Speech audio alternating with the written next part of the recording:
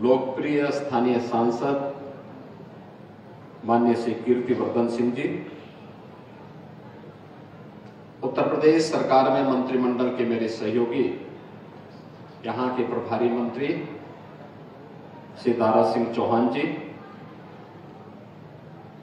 प्रदेश के पर्यावरण, वन एवं जलवायु परिवर्तन विभाग के मंत्री डॉक्टर अरुण कुमार सक्सेना जी, राज्य मंत्री श्री केपी मलिक जी,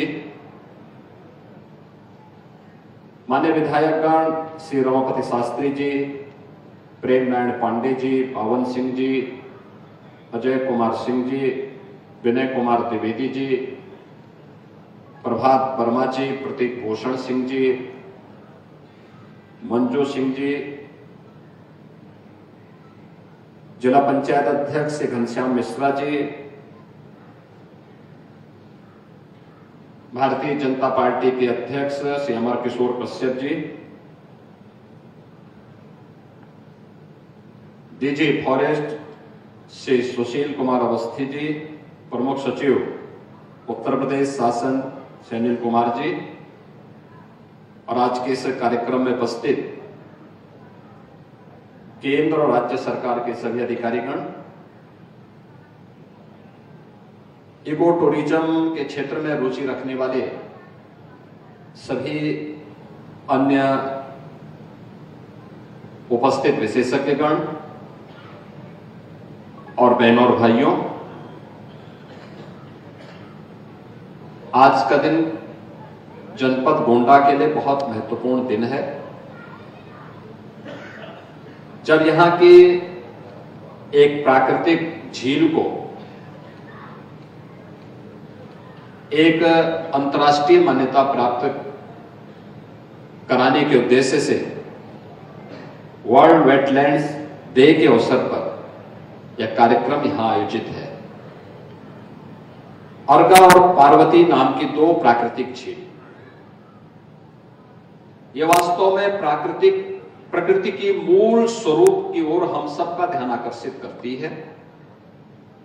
और कितना बड़ा इसका एरिया है, मुझे पहली बार यहां पे आने का अवसर प्राप्त हुआ है, क्योंकि मैं अक्सर इधर से होकर के गुजरता तो था, लेकिन मुझे लगता है कि भारत की उस विरासत की प्रतीक है जो यहां पे घाघरा और सरयू नदी के कारण सैकड़ों वर्ष पहले जो एक प्राकृतिक झील बनी, उस झील का स्वरूप आज भी उस रूप में यहां पर मौजूद है। वह हम सब के लिए अत्यंत महत्वपूर्ण है।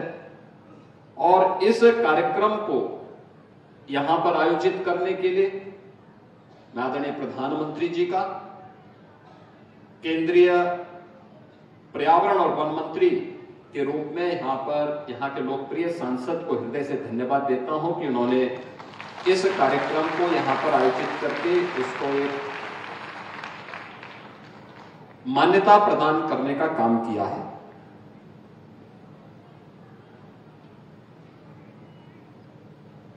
जितनी भी ये प्राकृतिक झील होती हैं, यानी वेटलैंड्स होती हैं, यह हमारे पारिस्थितिकी तंत्र का एक महत्वपूर्ण केंद्र होता है। यह भूजल संरक्षण के लिए, सिंचाई और पेयजल की उपलब्धता, बाढ़ और सूखे पर नियंत्रण, कार्बन भंडारण और जलीय पारिस्थितिकी तंत्र पर निर्भर वनस्पतियों, वन्य प्राणियों और प्रवासी और स्थानीय पक्षियों के संरक्षण के साथ साथ भोजन, औषधि और आजीविका के व आय के संसाधन उपलब्ध करवाने में ये वेटलैंड्स की एक बड़ी भूमिका है। यानी केवल जलीय पारिस्थितिकी नहीं, बल्कि जीव और जंतु की पारिस्थितिकी इस वेटलैंड्स पर निर्भर करती है। यह प्रकृति के मूल स्वरूप को हम सबको अपनी ओर आकर्षित करने का और उसकी ओर ध्यान आकर्षित करने का एक माध्यम भी बनती है। और इसीलिए इस मूल स्वरूप के बारे में ही अथर्ववेद ने कहा, माता भूमि पुत्रोहम पृथिव्या। कि धरती हमारी माता है, क्योंकि हमें जीने के लिए उस प्रकार की पारिस्थितिकी तंत्र को विकसित करने में मदद करती है, और हम सब इसके पुत्र हैं। तो एक पुत्र के रूप में हमारा दायित्व क्या है? एक पुत्र का दायित्व होता है अपनी मां का संरक्षण करें, उसकी सुरक्षा करें और उस दिशा में एक बेहतर प्रयास करें। अक्सर होता है कि इस प्रकार की जो भी साइट होती है उस वह अतिक्रमण की चपेट में आती है, बेतरतीब वहां पे निर्माण कार्य होने लगता है और उससे वहां पर जो पारिस्थितिकी तंत्र है वह प्रभावित होता है। आज इसका दुष्परिणाम तमाम वेटलैंड्स भुगत रही है। बहुत सारे जीव और जंतु की प्रजातियां इसके कारण नष्ट होती हैं, और इसी को ध्यान में रख करके जो रामसर साइट थी, रामसर का जो इस अंतर्राष्ट्रीय वेटलैंड्स कन्वेंशन में 1971 में यह तय हुआ था कि दुनिया को बचाना है तो हमें इस पर ध्यान देना होगा। ये रामसर ईरान के अंदर एक स्थल है जहां पर एक इंटरनेशनल कन्वेंशन के माध्यम से 1971 से लगातार ये कार्यक्रम आयोजित होते हैं और दुनिया का ध्यान इस ओर आकर्षित किया गया था। और हमें बताते हुए प्रसन्नता है कि आज आदरणीय प्रधानमंत्री जी की प्रेरणा से, यानी देश की आजादी के बाद 65 वर्षों में मात्र 23 रामसर साइट तैयार हुई थी, यानी वेटलैंड साइट को चिन्हित किया गया था जिन्हें मान्यता मिली थी। और पिछले 10 वर्ष में देश के अंदर 63 नई साइट को इसके लिए चिन्हित किया गया। यानी हमें अपने पारिस्थितिकी तंत्र को बचाने के लिए, भारत को समग्र विकास की दिशा में अग्रसर करने के लिए आज प्रधानमंत्री मोदी जी कितने आग्रही हैं, वह इसी से आप अंदाजा लगा सकते हैं कि 65 वर्षों में हम लोगों ने लक्ष्य प्राप्त किया मात्र 23 का, और पिछले 10 वर्ष में हमने उस 23 साइट को बढ़ा करके आज 89 साइट तक पहुंचाने में सफलता प्राप्त की है। अकेले उत्तर प्रदेश के अंदर आप देखेंगे बहुत सारे ऐसे साइट हैं। उसके संरक्षण की दिशा में भी प्रयास हमें निरंतर करने पड़ेंगे। उस दिशा में एक नई शुरुआत होनी चाहिए।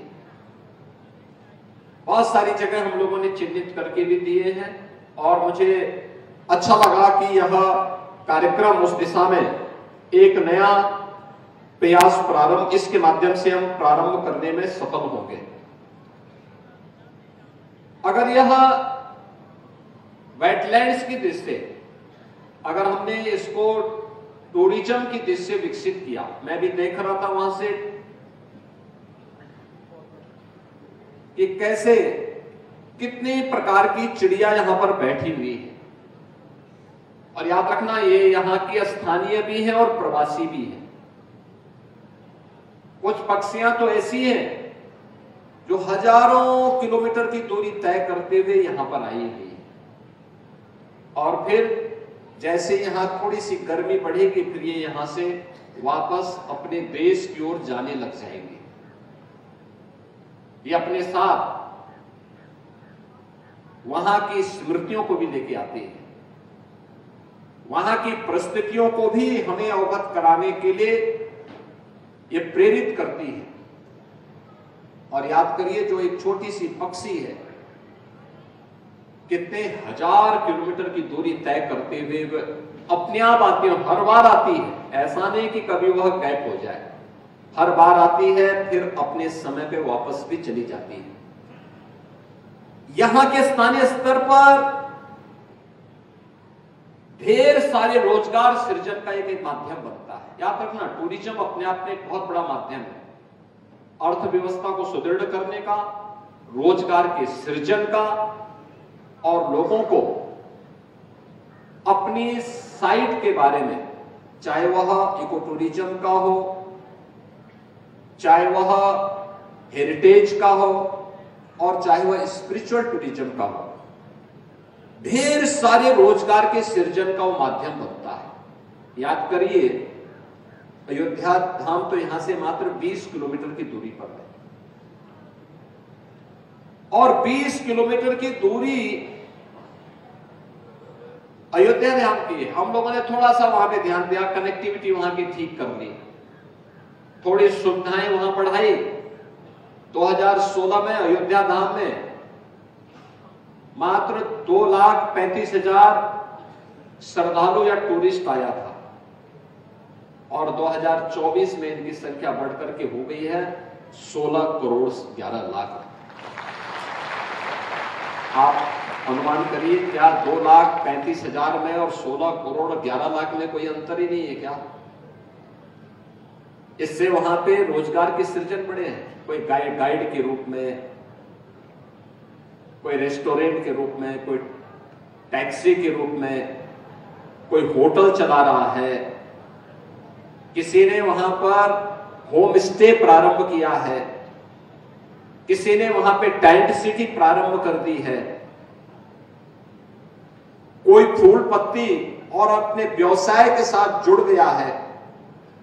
अलग अलग प्रकार के कार्य, अलग अलग प्रकार के लोगों को वहां पे प्रारंभ हुए हैं। और आज हम लोगों ने देखा कि यहां पर अर्गा पार्वती की वेटलैंड्स में यहां के आसपास के गांव और गांवों को भी उसके साथ जोड़ने के लिए जो प्रयास जिला प्रशासन ने किया है, महिला स्वयंसेवी समूह को प्रोत्साहित करते हुए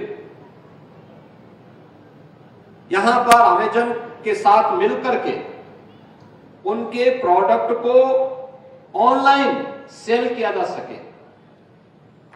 ये प्रोडक्ट अपना देंगे, अच्छी पैकेजिंग। अब तक होता क्या था, प्रोडक्ट तो हमारे लोग अच्छा बना लेते थे, लेकिन हमें मार्केटिंग समस्या थी और पैकेजिंग की भी एक समस्या थी।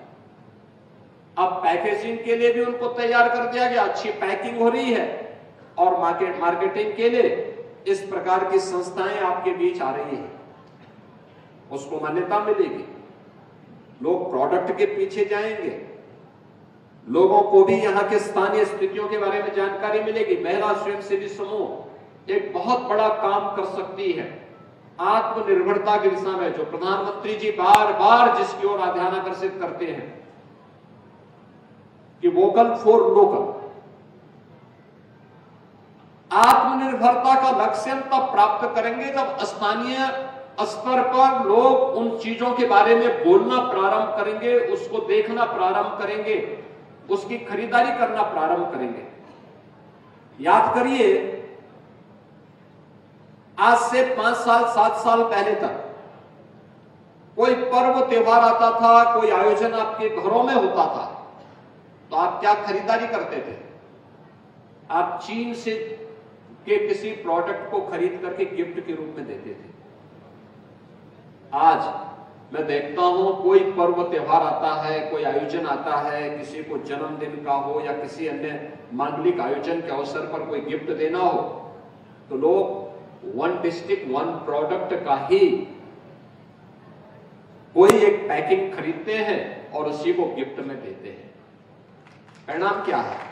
एक हमारे स्थानीय हस्तशिल्पी और कारीगर को उसका लाभ होता है, लोकल मार्केट सुदृढ़ होती है, ढेर सारे लोगों को रोजगार का माध्यम उसके माध्यम से प्राप्त होता है, और ये महिला स्वयंसेवी समूह के माध्यम से भी जो कार्य आगे बढ़ रहा है, ये यहाँ पर उन्हें आत्मनिर्भरता की ओर अग्रसर करेंगे। और आत्मनिर्भरता का ये लक्ष्य अगर प्रत्येक ग्राम पंचायत के माध्यम से हम आगे बढ़ा लेंगे, तो मेरा यह मानना है कि जो हम लोगों ने प्रधानमंत्री मोदी जी के विजन के लोग उत्तर प्रदेश की इकोनॉमी को $1 ट्रिलियन की इकोनॉमी बनाने के लक्ष्य की दिशा में कदम बढ़ाए हैं, बहुत दूर नहीं, अगले 3 से 4 वर्ष के अंदर हम इस लक्ष्य को प्राप्त करने में सफल हो जाएंगे। हमें ग्राम पंचायत को आत्मनिर्भर बनाना पड़ेगा, हमें प्रत्येक परिवार को आत्मनिर्भर बनाना पड़ेगा, और उस दिशा में एक नए प्रयास जो प्रारंभ हुए हैं, टिकरी जंगल को यहां पर ओपन सफारी के रूप में विकसित करना, ये टूरिज्म के बहुत बड़े, इको टूरिज्म के बहुत बड़े केंद्र के रूप में इस पूरे कमिश्नरी को और अवध क्षेत्र को विकसित कर देगा, पूरे क्षेत्र को। कनेक्टिविटी की जिम्मेदारी उत्तर प्रदेश सरकार ने लेके अर्का और पार्वती जो वेटलैंड्स है, इसको सरयू नहर राष्ट्रीय परियोजना के साथ जोड़ने के लिए भी सरकार अपने स्तर पर कार्य कर देगी। हमें थोड़ा उस दिशा में प्रयास करना होगा कि कैसे हम लोग इस टूरिज्म के उसको आगे बढ़ा सकें। आज गोंडा जिला हुआ नहीं है जो आज से 8 वर्ष पहले था। 8 वर्ष पहले जब सर्वे हुआ था, देश का सबसे गंदा जनपद था गोंडा, सबसे गंदा सिटी के रूप में था गोंडा। मैंने तब वहां के विधायक प्रतीक भूषण से कहा था, मैंने कहा यार कैसे विधानसभा से आप विधायक बन गए। और आज मैं कहता हूं जब रैंकिंग आती है तो गोंडा की अच्छी आती है। आज यहां मेडिकल कॉलेज बन गया है। लगभग 100 वर्षों से जिन बनटांगिया लोगों को अपना अधिकार नहीं मिला था, आज वे लोग अपना अधिकार प्राप्त करके सम्मान के साथ आगे बढ़ा रहे हैं। बनटांगिया कैसे लोगों के जीवन में परिवर्तन आ सकता है, आज जिला प्रशासन की ओर से उससे संबंधित एक पुस्तिका भी यहां पर रिलीज की गई। अर्का और पार्वती ये दोनों वेटलैंड्स एक इंटीग्रेटेड डेवलपमेंट का प्लान क्या हो सकता है, उससे संबंधित भी एक पुस्तक को यहां पर रिलीज किया गया। अन्य वेटलैंड से संबंधित और पर्यावरण से संबंधित महत्वपूर्ण मुद्दों को लेकर के इस कार्यक्रम को आगे बढ़ाया गया है। और मैं आज के इस अवसर पर आपसे यही कहना चाहूंगा कि जो प्रधानमंत्री जी ने 2070 में नेट जीरो के लक्ष्य को प्राप्त करने की दिशा में कदम बढ़ाने के लिए कहा है, कार्बन उत्सर्जन को न्यूनतम करना। कार्बन उत्सर्जन न्यूनतम कब होगा? जब हम पॉल्यूशन पैदा करने वाले उन उपायों को रोकेंगे। आपने देखा होगा पहले लकड़ी में लोग भोजन बनाते थे, फिर केरोसिन मिला, देखा गया कि इसके दुष्परिणाम स्वास्थ्य के लिए भी ठीक नहीं है, प्रकृति के लिए भी, पर्यावरण के लिए भी ठीक नहीं है, तो उसमें सुधार किया गया। अब देश के अंदर 10 करोड़ से अधिक परिवारों को फ्री में रसोई गैस के कनेक्शन उपलब्ध करवाने का कार्य प्रधानमंत्री मोदी जी के नेतृत्व में हुआ। अब याद करिए कि ग्रीन एनर्जी कैसे सहायक हो सकती है, इस दिशा में भी नए नए प्रयास प्रारंभ हुए हैं। और मैं इस अवसर पर यही कहूंगा कि उत्तर प्रदेश सरकार ने जो प्रयास प्रारंभ हुआ है, ग्रीन कवर यूपी का बढ़ा है। 210 करोड़ वृक्षारोपण का कार्यक्रम हम लोगों ने पिछले 8 वर्ष के अंदर उत्तर प्रदेश के अंदर किया और उसमें 70% पौधे सुरक्षित हैं और कहीं कहीं पे तो अच्छे जंगल बन चुके हैं, अच्छे वहां पे उनके द्वारा फॉरेस्ट कवर काफी अच्छा हुआ है। हमें इस दिशा में नए प्रयास करने चाहिए। गोरखपुर में इस दिशा में हम लोगों ने एक जटायु संरक्षण केंद्र भी बनाया है। मैं अक्सर उधर देखता हूं, बहुत अच्छा काम वहां पर हो रहा है। और भी जगह हम लोगों ने इस दिशा में नए प्रयास प्रारंभ किए हैं। ये प्रयास आगे बढ़ेंगे इस विश्वास के साथ। वेटलैंड्स इंटरनेशनल डे के अवसर पर मैं एक बार फिर से वर्ल्ड वेटलैंड डे के अवसर पर आप सबको बधाई देता हूं। इस दिशा में प्रयास करने वाले सभी उन विशेषज्ञों का मैं हृदय से अभिनंदन करता हूं। आप सबके प्रति अपनी शुभकामनाएं देते हुए प्रदेश और केंद्र दोनों सरकारों के द्वारा जो प्रयास प्रारंभ किया गया है, संबंधित मंत्रालय और विभागों को हृदय से धन्यवाद देते हुए अपनी वाणी को विराम देता हूं। धन्यवाद। जय हिंद।